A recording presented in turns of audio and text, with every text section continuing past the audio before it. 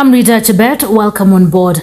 President William Ruto on Thursday held a bilateral meeting with Singaporean Prime Minister Lee Hsien Loong at State House in Nairobi. The two leaders discussed how Kenya and Singapore could work together to develop a mutually beneficial strategic partnership in a dynamic and competitive global marketplace. Ruto and the Singaporean Prime Minister agreed on the need to elevate UN office in Nairobi to match other UN offices globally. William Juma reports. Kenya and Singapore have signed 3 memorandum of understanding to enhance development between the two countries. President William Ruto on Thursday hosted Singapore Prime Minister Lee Hsien Loong at State House, Nairobi. Lee Hsien Loong, Prime Minister of the Republic of Singapore, honorable members of your delegation, Kenya government officials, distinguished guests, I take this opportunity to welcome my brother, Your Excellency, and your delegation to Kenya. On behalf of the government and people of Kenya. The president added that they signed MOU on skill development, which will facilitate collaboration in human resource capacity building.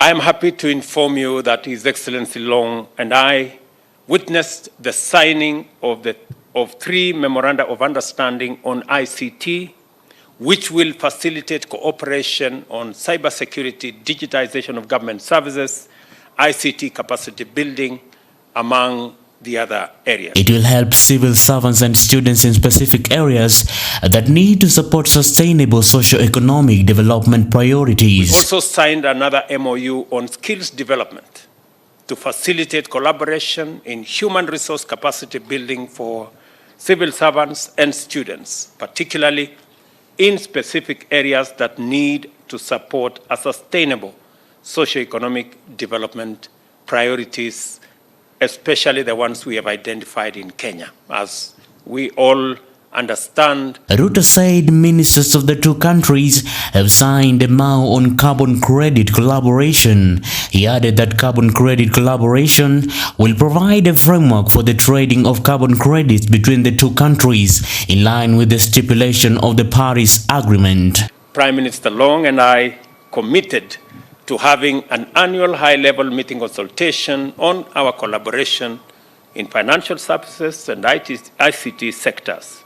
The financial sectors will focus on climate financing, while ICT will center on digitization of the economy, including raising the capacity of micro, small, and medium enterprises. The agreement also provides for the exchange of information, knowledge-based practices, and capacity building on carbon credits and collaboration on projects which will reduce greenhouse gas emissions. On this urgent issue of climate change, our ministers have signed an MOU on carbon credit collaboration, which provides a framework for the trading of carbon credits between our two countries in line with the stipulation of the Paris Agreement.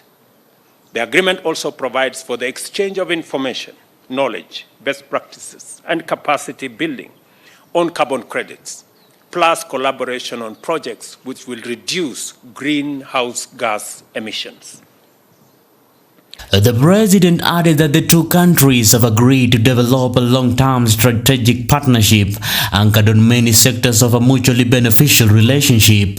Ruto said they discussed the potential of the Nairobi International Financial Center serving sub-Saharan Africa on green financing. On the status of the UN office in Nairobi, Prime Minister Loong and I agreed that the renovation and expansion of facilities to match other UN offices globally is a welcome development. The upgraded facility will accommodate at least 9,000 conference delegates at any meeting, and Singapore will work with us, especially in the upcoming UN Assembly, where discussions on these facilities' improvement will be held at the UN in New York. The president spoke during a joint press conference with the Singaporean MP Loong, who is on a 2-day official visit. The MOU expresses our intention to collaborate and to for Singapore to take advantage of carbon credits which Kenya will be able to provide. Carbon credits which are compliant with Article 6 of the Paris Agreement and which therefore can be used to fulfill our nationally determined contributions, NDCs. In other words, what we have committed to reduce our carbon footprint, some part of that we can fulfill through compliant carbon credits, and Kenya is producing such carbon credits. We share similar views on the challenges faced by the Global South. We both worry about growing geopolitical tensions, rising protectionism, threats to the multilateral trading system, inflation, pandemics, and climate change. It has informed me that 85% of all Singaporeans live in decent, affordable public housing. They took some hard decisions and made some sacrifices where they undertook mandatory savings, and the results are there for everyone to see. We are 60 years late in taking this bold step. There is great potential to expand our bilateral cooperation. Reporting for Maisha Prime, Maisha Television, my name is William Juma.